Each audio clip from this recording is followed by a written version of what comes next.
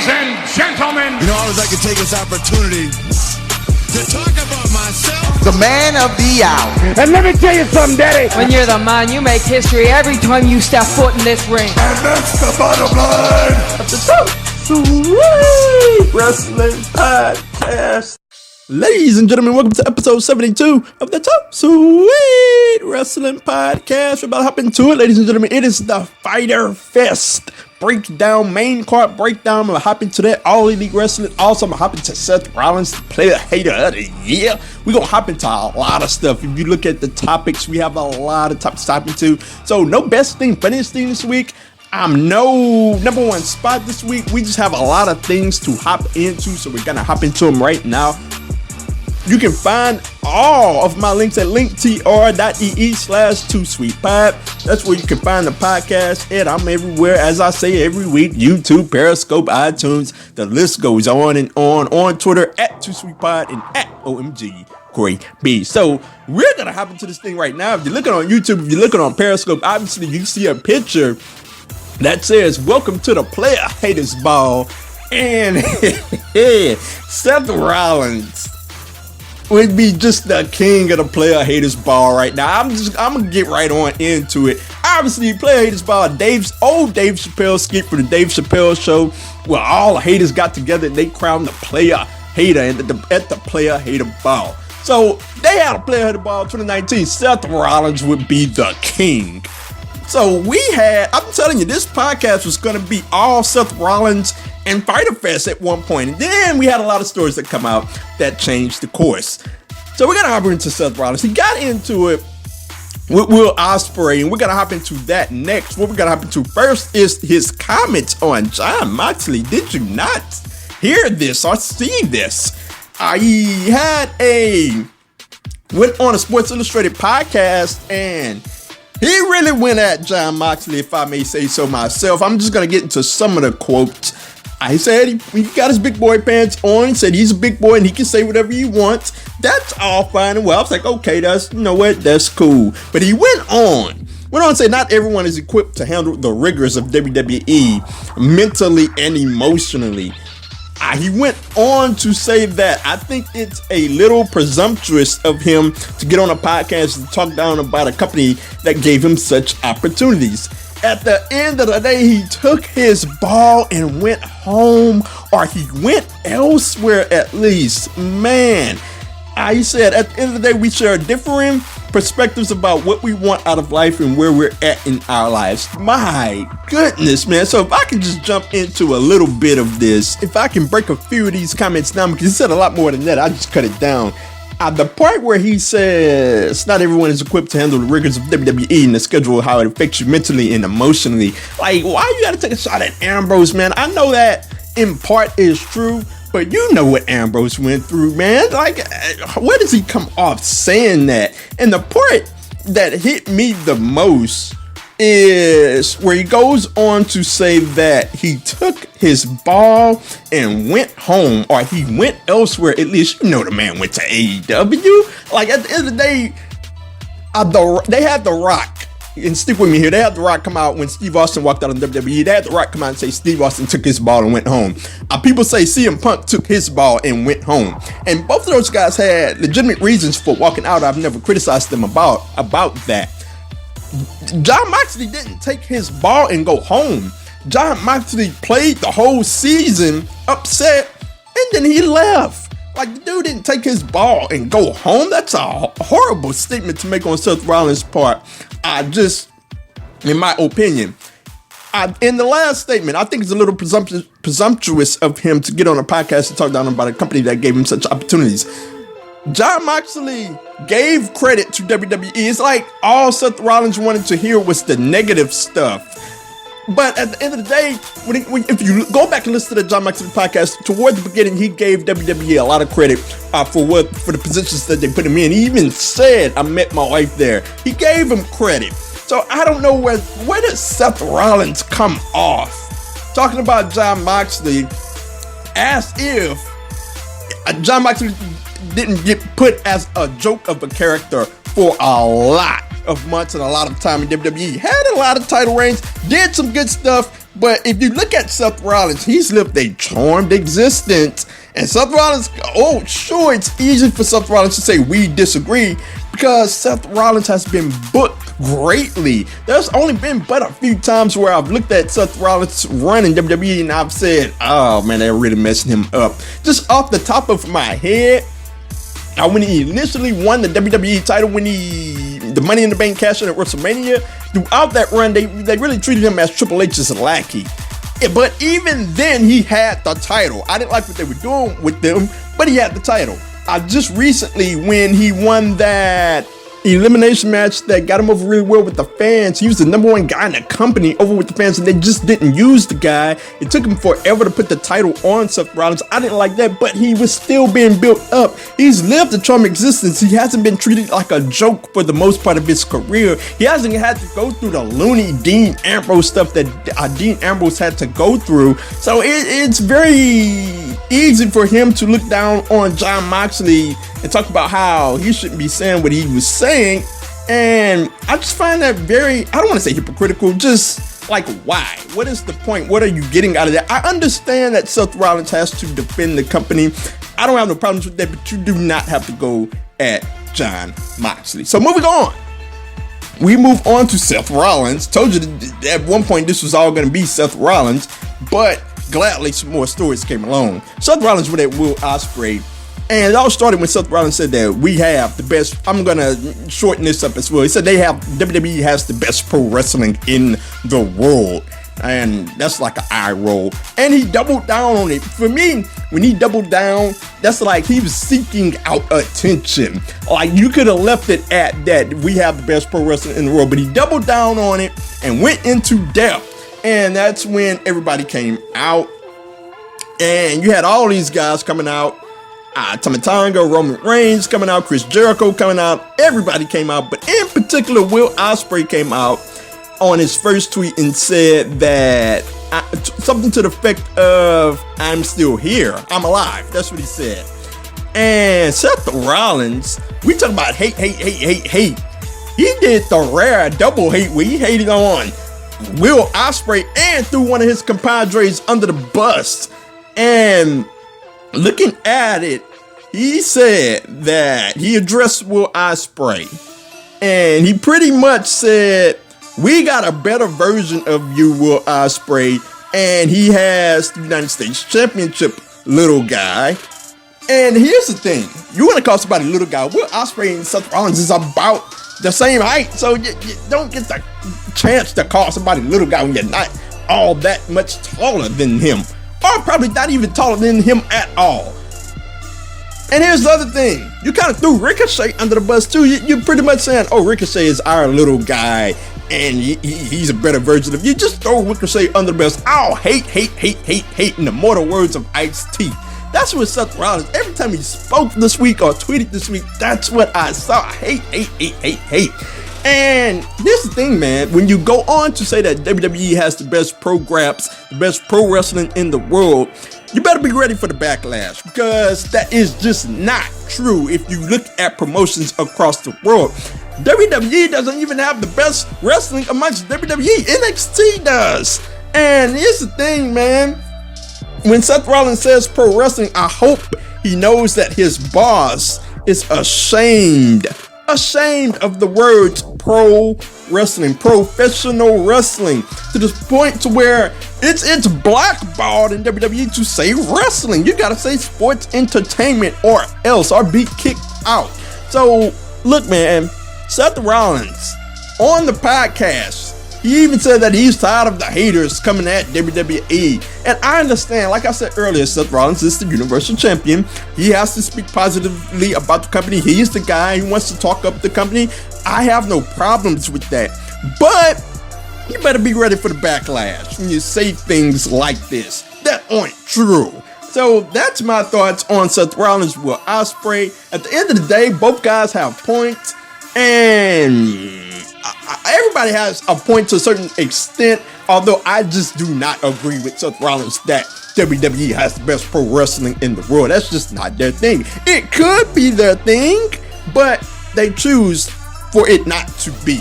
So moving on, I don't want to spend all of the time talking about Rollins and Ospreay, and Rollins and Ambrose. But we're moving on actually to Rollins and Becky Lynch. I have to talk about this because Seth Rollins and Becky Lynch. Seth Rollins retained his title, and on Monday Night Raw, Baron Corbin comes out. We have a mixed tag match for Extreme Rules. Seth Rollins, Becky Lynch versus Lacey Evans and Baron Corbin. Look, man, this is not a good thing. First of all, I don't like it because Becky Lynch comes off as Seth Rollins' girlfriend and nothing more than that. She is the top draw in the company. She should not just be that. At the end of the day, I do not like that. Also, at the end of the day, this is just a bad match, man. This is, and I'm a WCW fan to my heart, this is WCW 2000 bad. You have a mixed tag team match where both of the belts are on the line, winner take all. That is a horrible idea. Is Russo still booking? And looking at it from this standpoint, they are holding up the titles. When you separate both of those, when you put those titles together, you put them in one big feud when you can have them separate, as Seth Rollins and Becky Lynch could be moving on to other people. Like, the titles are all caught up in one feud. What are the women supposed to do? Like, what is the rest of the division supposed to do for the men? We have Baron Corbin and Lacey Evans yet again. Lacey Evans has no business getting another shot. She just got beat twice cleanly in the middle of the ring. She just tapped out. So why is she getting another title shot? I don't understand that at all, and I do not like the match. So moving on from Seth Rollins totally, we had The Undertaker show up, surprise, surprise, and he showed up to help out Roman Reigns. And I gotta say that it made no sense whatsoever, but it was very shocking. It was great to see The Undertaker, and for the most part, that is how you're supposed to use him. Like, have him just show up. You don't have to promote him. You don't have to have him in a match with another 50-year-old guy in Goldberg. Just have him show up and just wreck shop. The crowd loved it. Everybody on Twitter loved it. Although, when you look at the storyline, here's the deal. You have to make it make sense. Why is Undertaker coming out to help Roman Reigns for all sakes? I won't say they're enemies, but the last time we saw those guys, they weren't getting along. I'm just saying. And also, here's what I don't like about this. Roman Reigns versus Drew McIntyre. This should have been the summer feud. Instead, you have two 50-year-old guys that you feel like you have to throw into the feud to juice it up because you've screwed it up that badly. You wouldn't give Drew McIntyre a win, and now we have what we have. Undertaker in a tag match, at the end of the day, it helps Undertaker because he doesn't have to be involved in the entire match. Roman Reigns can carry the match and he can tag Undertaker in, and Undertaker can give his greatest hits, old school, all of that good stuff. So it's gonna be a decent match, but the storyline makes no sense whatsoever.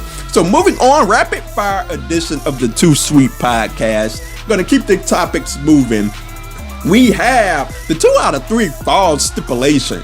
Like, here it is, man. WWE is a $1 billion company, and they cannot figure out how to take commercials anymore. They set this new rule that they wouldn't take commercial breaks while wrestling was going on. And when I heard that initially, I was like, all right, that's a wonderful idea. I'm all with it. But here's the deal. They skirted around the issue by having a bunch of 2 out of 3 falls matches. And at the end of the day, I'm sitting there like, this is what we're suffering with now? 10,000 2 out of 3 falls matches? You might as well have kept the commercial breaks if you weren't gonna figure it out right. That's just my opinion. So I'm just not feeling it. All of these 2 out of 3 falls matches, I look at Twitter, I see everybody else not feeling it as well. And it's just stupid when you can't figure out when to take a commercial break. Like I said, you're $1 billion company, for goodness sakes. Get that right. We don't need 1 million 2 out of 3 falls matches every week because it hinders the stipulation when we do have a big match. When we do want to put it 2 out of 3 falls, it's not going to be important anymore when we go to do it because we've seen 1,000 of them already. So moving on to Aew Fyter, excuse me. She had a wonderful match with Shayna Baszler. They had a great match. The match eventually broke down. I'm not really a big fan of people getting involved in cage matches. I didn't like it here, but towards the end, the match really picked up. When Candice LeRae came in, she hit a dive off the top. Aew hit a moonsault off the top. The crowd was going crazy. At the end of the day, Shayna Baszler would go on to pick up the victory again. I don't like that. Who's left for Shayna Baszler? But something very interesting happened. We had an Aew Shirai heel turn, and I loved every bit of it. I don't know where it's going. She laid out Candice LeRae, beat her down, and it was very interesting. The crowd was very invested. I was very invested. I just jumped right on Twitter and said, Aew Shirai heel turn with an exclamation point. It was well done, and I want to see where it goes next. I am very, very interested in it. Aew, the heel. I cannot wait to see where it goes. So moving on, we're going to move on to Fox, ladies and gentlemen. And look, man, Fox is upset, to say the least. And this comes from Brad Shepard's podcast, Oh You Didn't Know podcast. And it basically said, according to a source in WWE, certain folks at Fox are not impressed with this week's numbers. WWE Stomach Grounds included, and are meeting this weekend with Vince, Triple H, Stephanie, and a couple of producers to address any concerns and changes. Now, I do not like it when television execs get involved with the changes toward a company. That normally never works out. I've never heard a good story about a television getting involved with wrestling and giving their ideas and having something work out. It just normally never works, and I don't think it'll work here. Here's the deal, man. WWE is under a lot of pressure to put forth those ratings, or to bring big ratings to Fox when they move to Fox this October, if I'm not mistaken. Yeah, this October. And if they keep putting on the same programming, look, it ain't gonna work. I'm gonna get into what their strategy is later, but they have to change their strategy, and they have to be the ones to come up with the right idea, not the television execs at Fox. I did find this story very interesting because we haven't even gotten close to October yet. We're still in the summer. We haven't gotten to the fall yet, and we are already having these conversations. So moving on to the next story, this was from the Brad Shepard's podcast as well, the Oh You Didn't Know podcast. They said that WWE has a reported strategy for dealing with the competition from AEW in October. Their strategy is this: according to a high-level source in WWE, the company's strategy is just which WWE show isn't just about which WWE show will be the A show, but it's about WWE presenting themselves as the A pro wrestling / sports entertainment company as AEW airs on TNT. Here's the deal, man. I don't know what their strategy is, but I know what their strategy needs to be. I've been saying this for weeks now. It's like a running theme on my podcast. Just let the girls and the guys go. Just let them wrestle their tails off. That needs to be their strategy. I don't think it will be their strategy as long as Vince McMahon is in the company. And I'm sad to see that, but it is what it is. I hope that changes into their strategy because they have one of the best rosters in the world. It would work wonders. But we'll see how that all turns out. Moving on to the last topic of the day before Fyter Fest, before I hop into that, Kenny Omega. WWE placed an Evolve event on the date of Fight for the Fallen for AEW, and Kenny Omega was not happy with that. He went on to tweet, "If lining your pockets with blood money is okay, then what's wrong with trying to undermine a charity show for victims of gun violence? I hear that healthy competition is supposed to be a good thing, and yet I can't help but feel like I'm gonna be sick." Here's the deal. He brings up a fantastic point. Like, what is the point of WWE putting this event the same day as Fight for the Fallen? I don't like it whatsoever.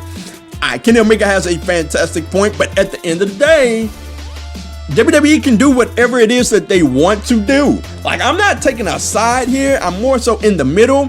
WWE can, if they want to put their Evolve event on the same day as Fight for the Fallen, they can do that. Is it a petty thing to do? It sure is a petty thing to do. Would I have liked to have seen it not be this date? Sure, I wouldn't have liked to have seen it be this date, but it is what it is. WWE can do as they please, and at the end of the day, Kenny Omega can feel as he pleases because he certainly has a point to what he is saying.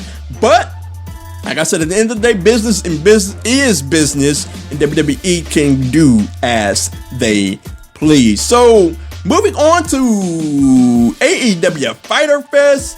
This is gonna be quite the interesting pay-per-view. We're gonna go through the main card. It more so feels like a secondary pay-per-view, if I'm being totally honest. But it's free. So here's the deal. I will be watching it.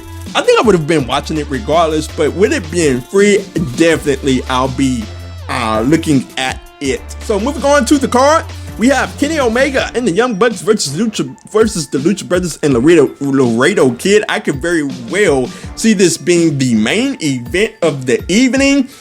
This should be a phenomenal matchup. It's tough because we don't get any build leading into Fyter Fest with AEW not being on TV. We've got some wonderful build with Road to Fyter Fest on YouTube. That's been wonderful. I've enjoyed that. But it's tough going into pay-per-view, breaking down the pay-per-view without much build. The match itself will be phenomenal. It will be a fast-paced match. I'm looking forward to that. At the end of the day, who will get the victory here? I am going to go with Kenny Omega and the Young Bucks to get the victory. Kenny Omega needs a victory after taking a loss to Chris Jericho at the opening event.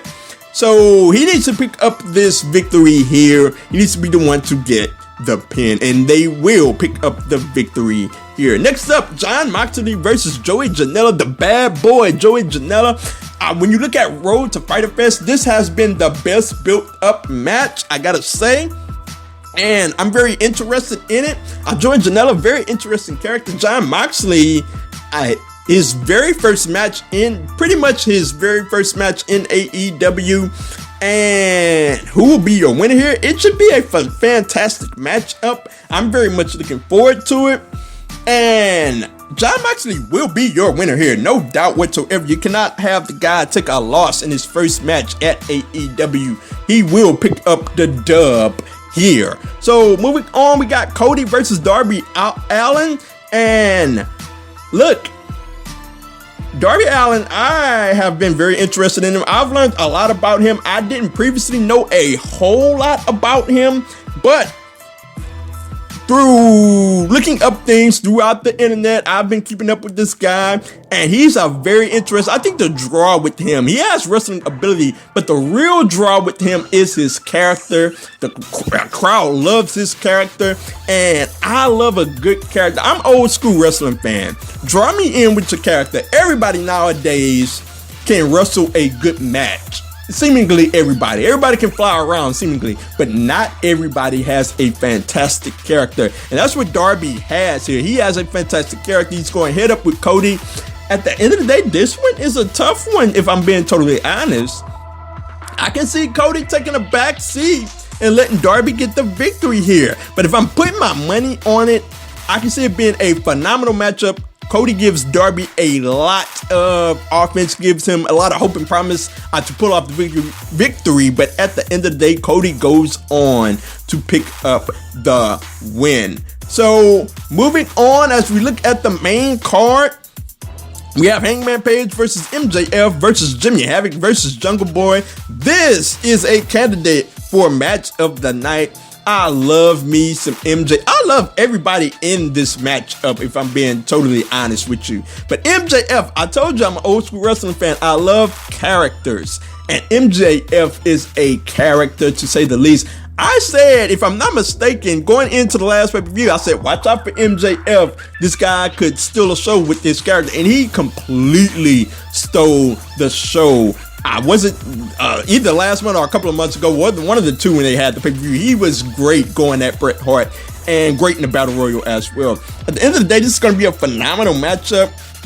As for your winner, I think Hangman Page has to win this. Jimmy Havoc, another great character, Jungle Boy, I like as well. They should make for a phenomenal matchup. I am looking forward to it. But Hangman Page going into his title shot with Chris Jericho at All Out. He should be the one to pick up the win here before heading into that championship match with Chris Jericho. So moving on, we have Christopher Daniels versus Shima. And Shima, I had a very great showing at the last pay-per-view. He did a phenomenal job. And look, this is going to be a really good match. Christopher Daniels somehow is still going. The man is old and he hasn't lost a step seemingly. Still, I can't say that Christopher Daniels back in TNA, but he still resembles something of that. The guy can still go, and I find that very impressive. I love me some Christopher Daniels. Christopher Daniels, AJ Styles, Samoa Joe, love those guys. And he can still go. This should be a phenomenal match. A sneaky candidate for match of the night, if I'm being honest. At the end of the day, SCU,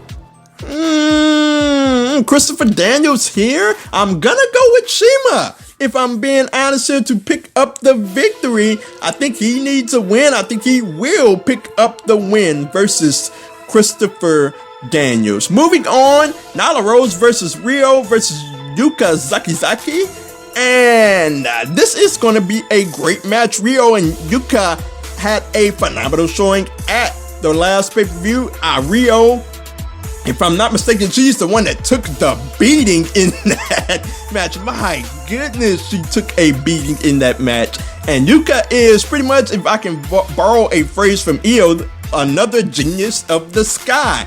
So this should be a phenomenal matchup. Nyla Rose is the power of the trio here, and I'm very much looking forward to these matches. The ladies had a phenomenal showing overall at the most recent pay-per-view. Both matches was great, and I enjoyed all of those matches. As for your winner here, I am going to go with Nyla Rose to pick up the victory here. This should be a phenomenal match. Another sneaky candidate, very sneaky candidate for match of the night. So that is my coverage for the main card of AEW Fyter Fest, and I'm very much looking forward to it. Let me know your thoughts on the pay-per-view of all of the topics that I covered here. Any of your thoughts that you have on any of the topics, let me know, whether that's in the YouTube comments, on Periscope, or on Twitter at OMGCorby or at 2SweetPod.